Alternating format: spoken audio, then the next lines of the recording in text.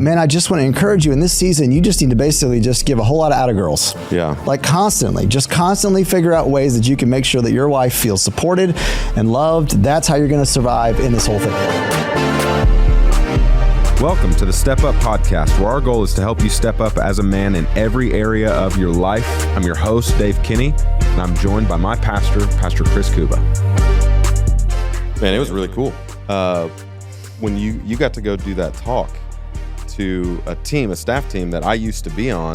Know a lot of people in the room that were there. Got a lot of good stories on you, by the way. I'm sure you did. Really I got a lot of text messages while you were there. I wasn't able to be with you, but I got a lot of text messages, just people being like, man, he just did 30 minutes and it was absolute gold. People taking notes and all that kind of stuff. And it is really fun for me because I've never heard you do this talk, but it was kind of about marriage and different stages of life and all of that. And you and I obviously talk about that kind of stuff all the time. For sure. I mean, even yesterday afternoon, we were talking about kids' schedules and all that kind of stuff. So I want our listeners to hear it. Yep. You know, I want them to hear about the talk, the stages, marriage, all of that kind of stuff. So it was fun. It was so basically my task was, okay, you got to talk about marriage, but it was to a group that is a very wide range of people, right? So you're talking about some folks that are kind of in a, you know, the kids are out of the house. You got some newly married couples in the room. You have some engaged couples in the room. Then you've got folks that with every kind of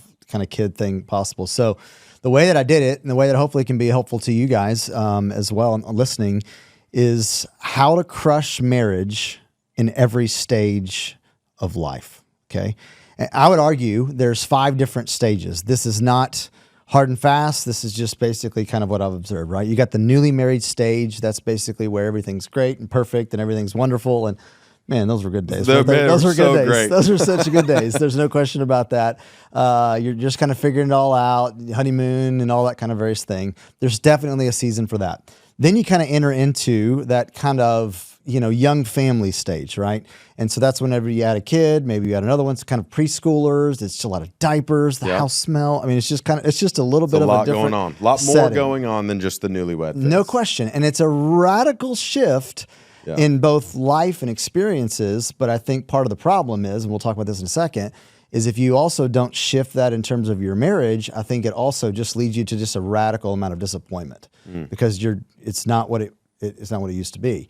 Next stage would kind of be the grade school phase, right? This is kind of when the kids maybe move towards going into school. That's a whole different freedom and just different level of busyness. And it's just, I mean, you're in the middle of that right now. I mean, your schedule that you told me yesterday afternoon is dumb. It's a great time. Dumb. It's a great time. And I get it. And I can look at that thing and it's dumb, but I also know when I was in it just like you were, I thought it was awesome. I mean, it was super so much fun. You have a good attitude when you go into it, knowing that every night of the week is something. Your time is no longer your own, all that kind of stuff. But even recently, I mean, we have 2 kids that are in that grade school season, and we have a baby. Yep. And so we're kind of living in both of these worlds a little bit.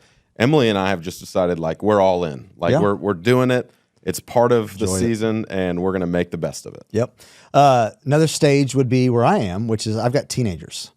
And that is a radically different, busy. It's later. It's so many different aspects of all of that. Praise God, it's cheaper. It is not cheaper at all. It is wholly not cheaper at all. But we're going to talk about this from a marriage standpoint. There's some other things, though, that are really, really great about this season as well. And then I kind of think that next stage, I would argue, would kind of be that empty nester, right? And that's sort of like kids are out of the house, or they're in college, you marry them off, whatever it may be. And now all of a sudden, you've got this whole relationship that, man, I can't tell you how many times I've met with couples along the way who kind of look up when they get to this stage and they're like, who are you? Because their entire lives have been about the kids. Yeah. They've not put that investment in their marriage. So let me walk this through. Here's some different tips and guides and helps for you to be able to crush your marriage no matter what stage that you may be in, okay? Let's talk first of all about newlywed. Here's the first thing I'd tell you. Date often, all right? You're going to see this tip is one that's going to come up over and over and over and over and over again. But I'm telling you, specifically in this newlywed stage, you usually don't have nearly the distractions or things that are going to keep you. Right. So like if it's like, hey, do you want to meet for lunch? Or hey, tonight we're going to go out to dinner. Now, here's the problem. You're broke, so you can't afford to do anything. Right. You've got all the time and none of the money. Yeah. So like, you may be eating somewhere that's not quite as glamorous as where it may be in the future. But the point being is that you've got the time and the availability. And I think you want to establish a habit and a pattern to where you date. Like it's a normal part of your rhythm. It's a normal part of what you do. It doesn't have to be expensive. It could just be eating at home, but it does mean that we're going to at least not paper plate it today. Okay. Yeah, we're going to step it up a little bit. Intentional about it. And we're going to use the china that we just got from our wedding and all that kind of stuff. And we're going to actually kind of make this a thing, right? Okay. Share a memory with us, you and Hillary, back when you were in the newlywed stage of marriage and all of that. A cheap or free date night that you guys remember and have like great thoughts and feelings about. One of the best things that we ever did was my mom, she's an unbelievable gift giver. She would ask us what we want for our birthday or whatever else.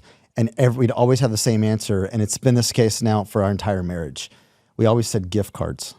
Oh yeah. Gold. Because that's how we ate out, right? So basically, I don't necessarily have a specific place that I would tell you because it was wherever my mom chose to buy a gift card. Sure. That's where we went. That was sort of where we dated. But it was always, because again, we didn't have any money, right? But on the other hand, we did have that and we loved it. I mean, it was always something we looked forward to for sure. Well, Emily and I had that too. We would at times when we were first married go to a mall. You know what a mall is? I do. They used to exist. They used to be a place where people would hang out.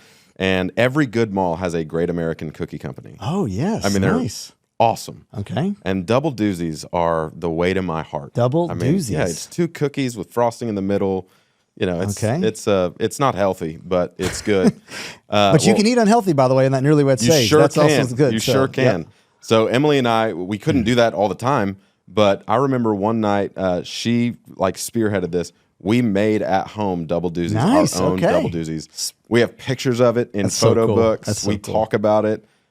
Such a fun way to do things. We would go play card games in coffee shops or all that kind of stuff. And there's a lot of really fun things and free things that you can do. That's a great thing, just coffee shops alone. Let me mention this, though. This does cost some money, but I think it's important, particularly in the newlywed stage, if you're going to crush it. Travel as much as you can afford to. Yeah. Now, you probably can't afford that much, perhaps. I don't know. It depends on your situation, or maybe you don't have as much time just because of your job if you can't afford to do some stuff. But my point is this. If it's ever like, hey, you want to go on this long weekend trip to go do whatever, or hey, do you want to go to this location, do a little stay? I think you should do it as often as you can because as we're going to see, when you move through the stages, you're going to want to, but you're not going to have the ability to because as we just talked about a second ago, your schedule becomes not your own. Yeah. So I would just encourage you, whatever trips you can go on, whatever things that you can do, whether it's elaborate or they could also just be something like where you stay in town and you go over and you try a cool new restaurant, or you stay somewhere kind of locally, but you're able to go and enjoy an experience. I just encourage you, travel as much as you possibly can afford to in this early stage. I talk about that with even some of our team here is we live in a big city. And there's a lot to see, there's a lot that's just free. You can just take a Saturday or something like that. Explore the city. You don't have kids. You're not in that stage of life yet where your schedule is dominated, but you can go across town and hang out at some outdoor park or something like that and just be together. And that's free. It essentially costs you nothing. And those memories last forever. Oh, they're the best. There's no question about it. But this is the third thing I tell you during that newlywed stage, make great friends. I'm telling you, get involved in a church and make sure that you get involved in a small group. Some of our greatest friends in life are from that early stage. Now, here's what's kind of crazy. A couple weeks ago, we were at a family camp that I lead up in Colorado through the church, and we had a couple that came that was one of the couples that was in our early stage newlywed small group. That's awesome. And I'm telling you, we've grown apart, not necessarily grown apart relationally, but we've grown apart just because they live in a different city now, and we're obviously in a different city, and so because of that. But man, I'm telling you, when we got together, it was like we were best friends all over again. It's just the relationships we made in those early days was just the best. Playing cards till late, hanging out, going to these different restaurants with I mean, it's such a gift. And I would just simply tell you, make sure one of the best things you can invest in your marriage is make good friends, particularly godly friends, because they will last. your entire life. Yeah. There's no question about it. So okay, so you've got that kind of newlywed, early, plenty of time. You have responsibility, but it's just different. It's a different level of responsibility. And then you move to the next stage. What's the next stage? Okay, next stage is young families. Okay, so let me just kind of walk you through what that looked like for us. We had 3 kids under the age of 3. We had 4 kids under the age of 5. For 2 years, we had 3 kids in diapers.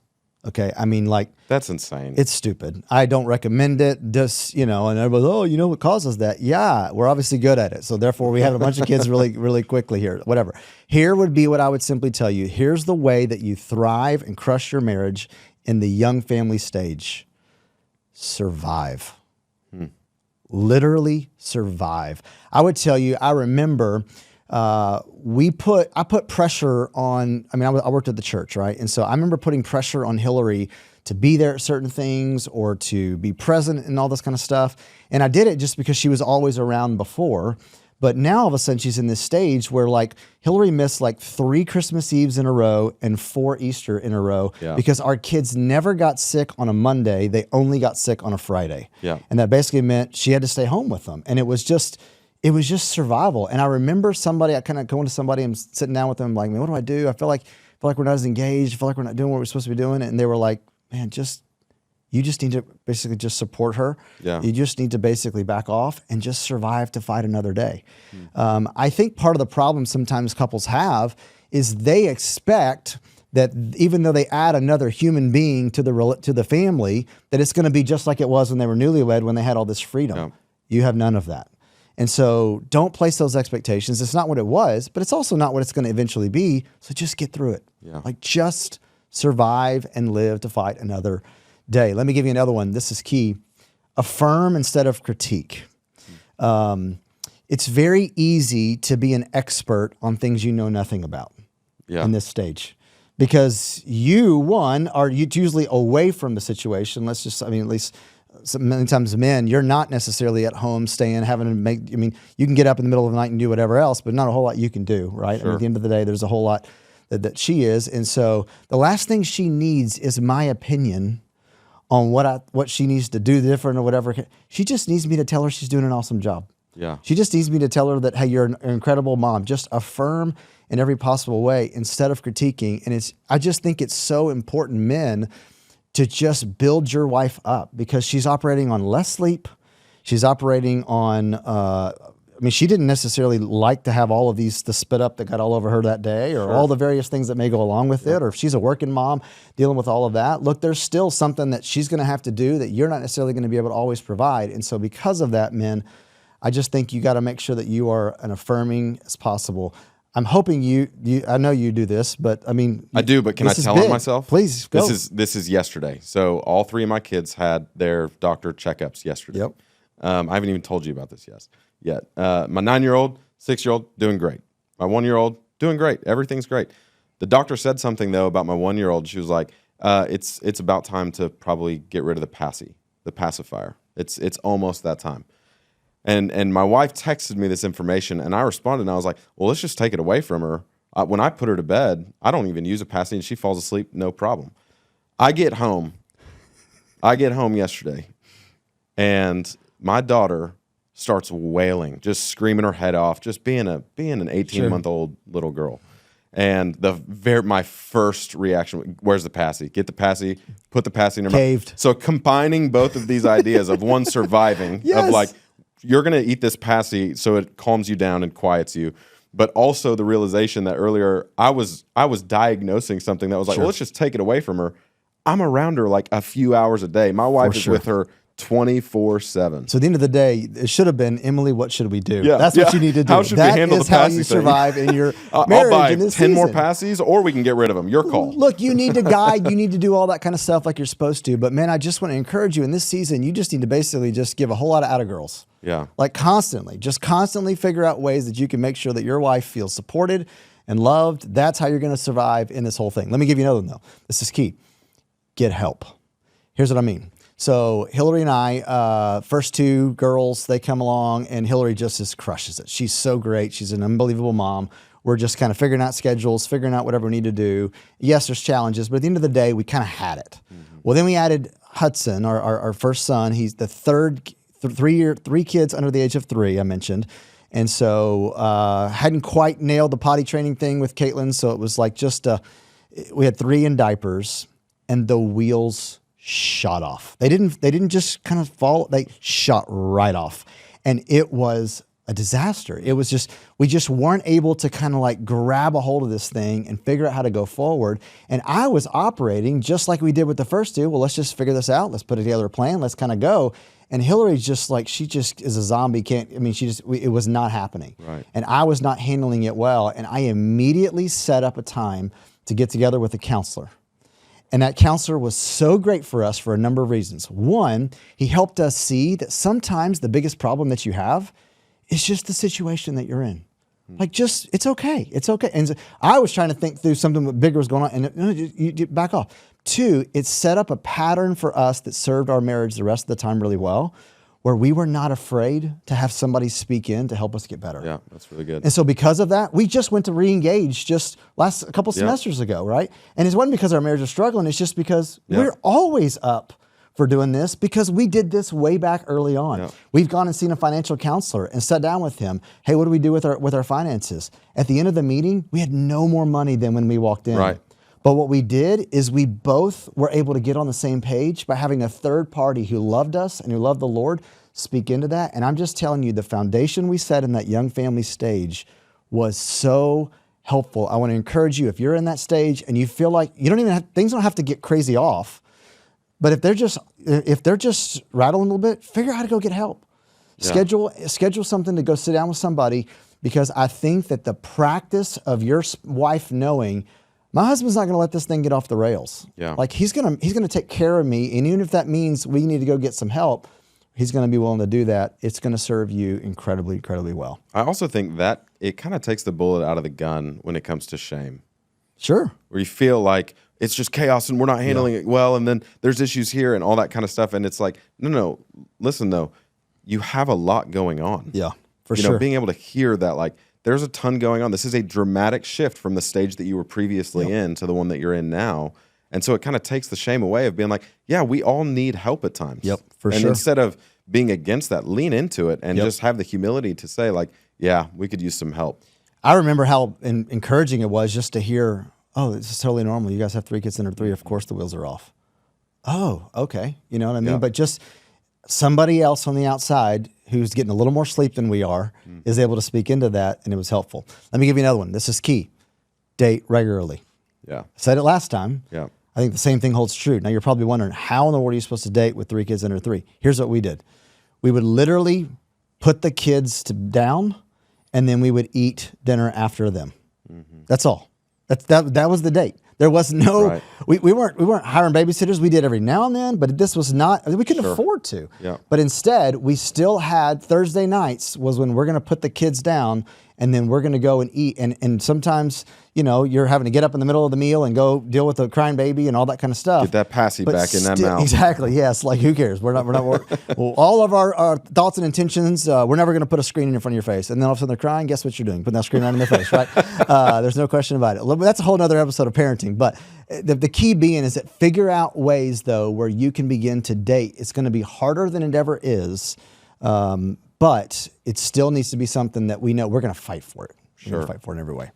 Let me kill on the next phase, grade school. This is kind of a fun season. One, I mean, it's because one, you get a little bit more time. All of a sudden now the kids aren't home all day. The kids now are at school, but they're also after school as engaged, and they're involved in all the different sports. And so here's what I would tell you. First thing, coach your kids. Coach your kids. Now you're like, okay, well, that sounds like a parenting thing, not necessarily a marriage thing. Well, let me tell you why. The reason why coaching your kids is so important, one, you get to spend time with your kids. That's important. You can be a better dad. You're going to get the opportunity to get to know their friends and some of those types of things. That's important. But here's what I found was the greatest thing for my marriage. I got to control their schedules. Right.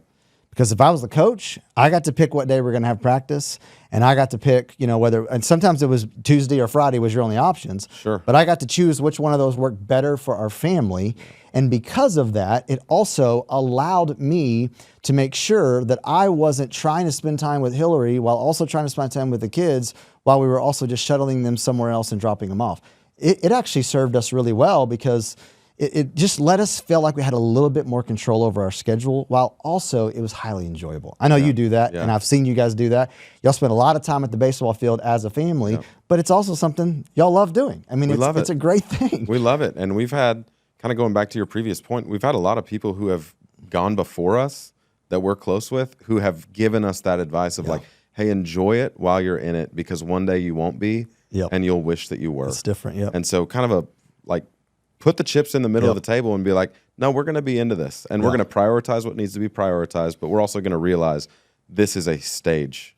Like this is a short-term stage that we're a part of. Well, let's speak to that, because some people may not be embracing it like that. Here's another piece of advice I'd give you. You got to suck it up. I mean, I don't mean that rude, bad, whatever, but I do mean that, men.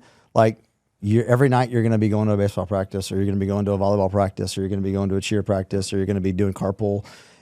Every Saturday spoken for from here for the next 4 months. I mean, it just is what it is. And you can either complain about that and be frustrated by that, or wonder what happened to those early days whenever it was just the two of you and you had all the freedom in the world to go do whatever, and you could stay up late and do game nights or whatever else. That ain't your life right now. It is not your life. Your life is what you and I talked about yesterday afternoon, to where you're basically not going to get home till 9, and that's when you're going to eat, and the kids are going to have a pre-dinner and they're going to have a post-dinner. A second dinner. That's the reality, yes. And here's the thing, just suck it up. And I don't mean that in a bad way. I mean that I think in order for you to get to the place that you just said, where you have the attitude where we're going to enjoy it, you got to just know it's going to just also be tough. It's going to be crazy. I'll be fully vulnerable here. Every day after work, my number one desire is not to go sweat on a baseball field for a couple hours. But I will say, every night whenever I get home, or those drives where I get time with my kids, or the relationships that Emily and I are building with the other teammates' parents and families and all of that kind of stuff, it does make it worth it. Sure. And suck it up. I would say another way to say that would be like, make sure you have a good attitude about the stage that you're in. Sure. And sometimes sucking it up can just realign your attitude to understand this is something that's good. It's good that I'm involved with my kids' lives. It's good that Emily and I are a team and we're handling this stuff together. Let me ask you a really specific question. You influenced Emily and I in a huge way when it comes to this, because we were kind of in that really young kid stage whenever we moved and started leading a church together, sharing calendars. Oh, gosh. I mean, we're at like 18 Yeah. different shared calendars on iCloud. I mean, it's just, that's because now our kids have their own devices.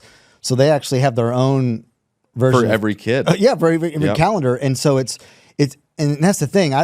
You can look at that and just be like, we got too much going on. Or you can just sort of suck it up and then basically be like, okay, this is what it is. Yeah. But let me give you another tip that I think is super key, particularly with the calendar, which is always going to be busy. Here would be another piece of advice: save the scraps.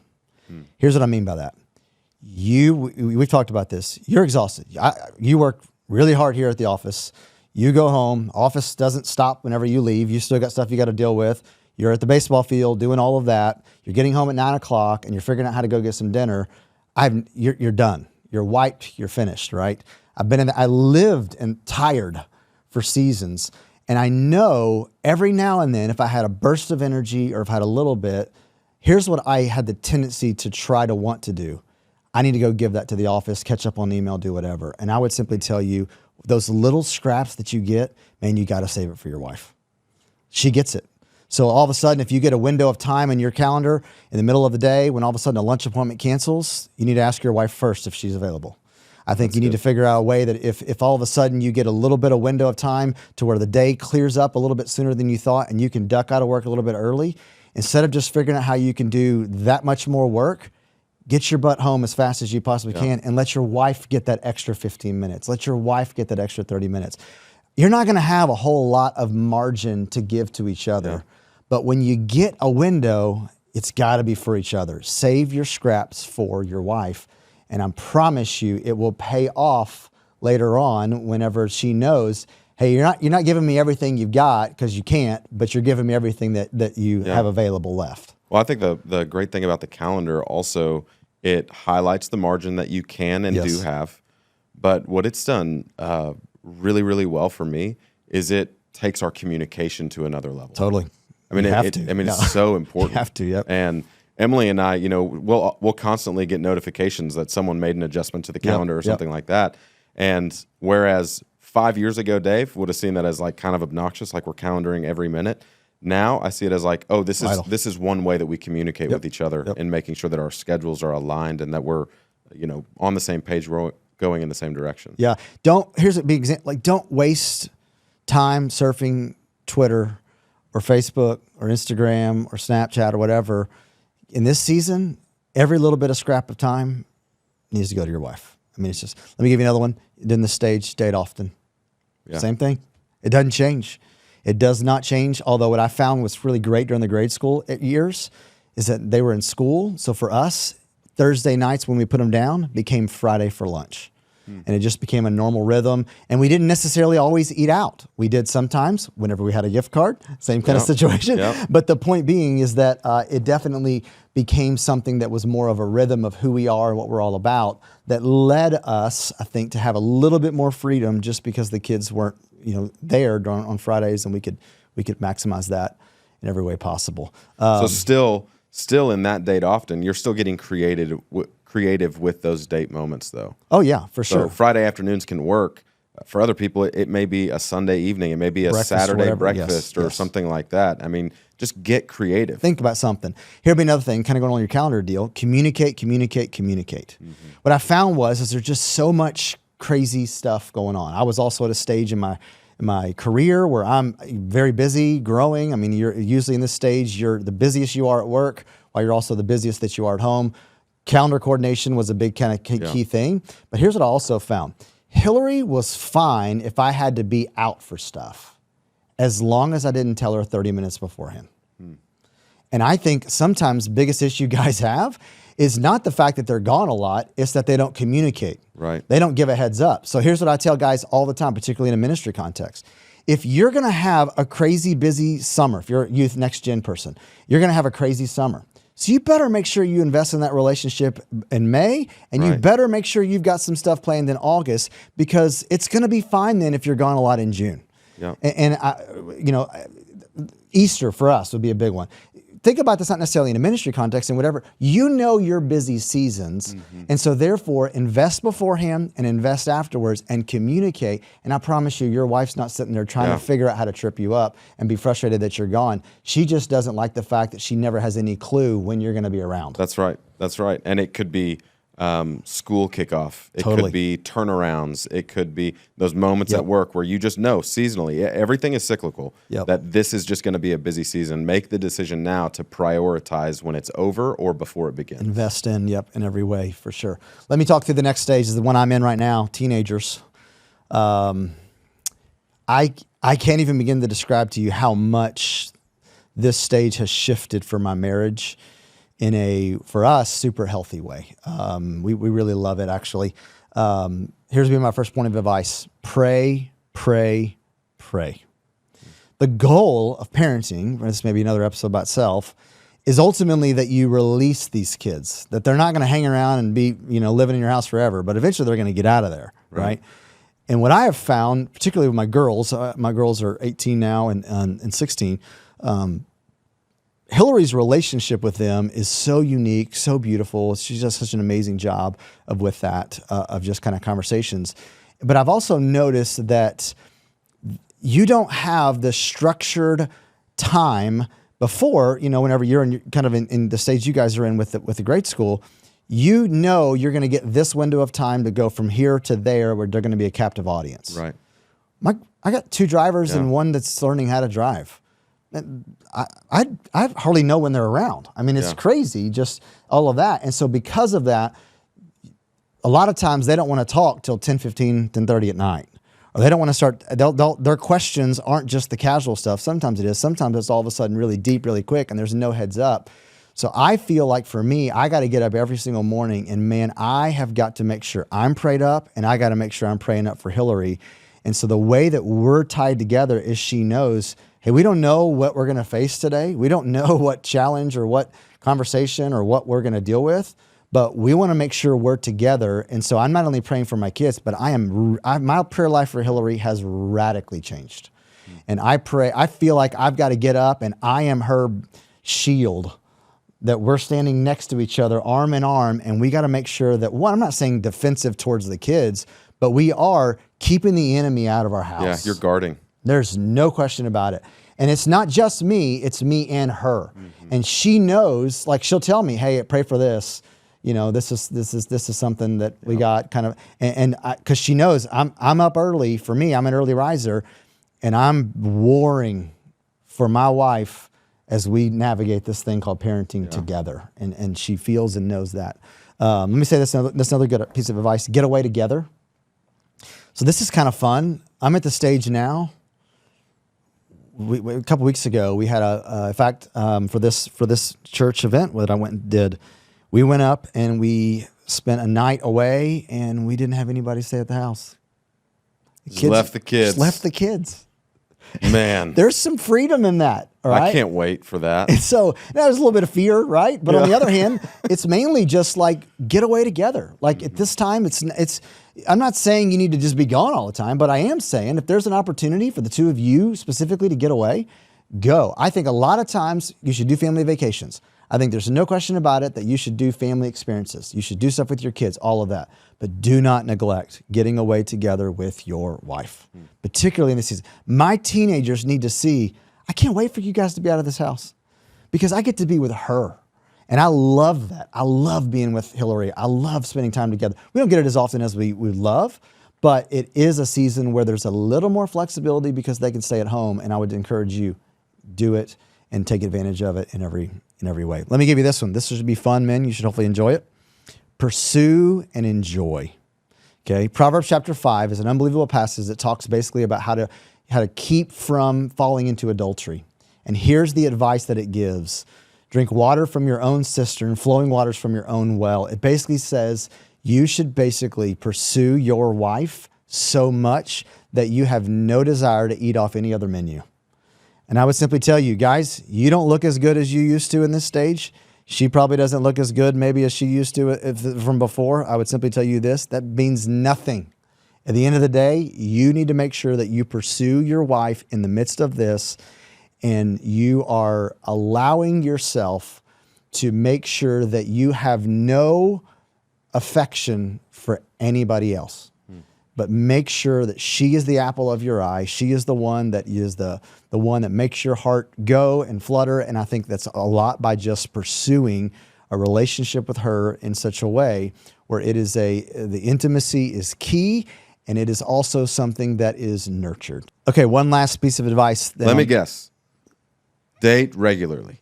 There's no question. And here's what's cool about it. In this stage, you actually have money. Yeah. you typically are going to have a little bit more money, which means this for us, we've done barbecue tours of Houston. That's one of the things we've done. We've done burger tour of Houston. We're trying, like we look forward, for us it's still Fridays, to going and finding a random cool spot in Houston to be able to go to and eat, that kind of thing. And I think you up your game a little bit. Yeah. And this is the time whenever, man, it's just like you just look forward to that. And you're going to have a lot more to talk about typically just because it's the craziest schedules and everybody's going different directions, whatever else. But I would it's just part of who you, hopefully at this point, it's part of just who you are. Yeah. And what that's all about. Let me keep going. Last one, empty nest. I'm not there, but I've seen enough people that hopefully I can speak into this a little bit. I would say, number one, enjoy the fruit. If you've done all these other tips and steps along the way, whenever you get to this stage and your kids are out of the house, man, it's just awesome. It's just awesome. One, because you love your wife. You love being together. You love the fact that you guys are getting to be married and you get to enjoy all of your work from the previous seasons. Right. When you were trying to just survive in that early stage, whenever you were figuring out how to take a quick little trip that you could barely afford whenever you were in the grade school years and you were running to practices, when you're in that teenager stage and it just kind of feels like, are we going to survive this?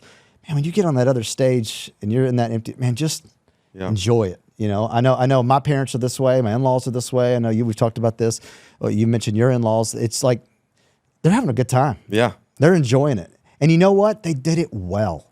Well, I think that's the key thing is through all of the other stages, they have kept their marriage paramount. Yeah. I mean, it has been the priority. So that way, when they enter into this next phase, it doesn't change. Sure.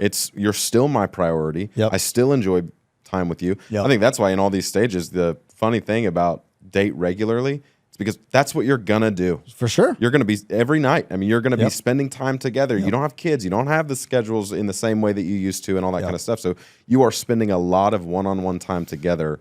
Invest in it because it will be enjoyable. Yep. Let me give you another tip. Give it away.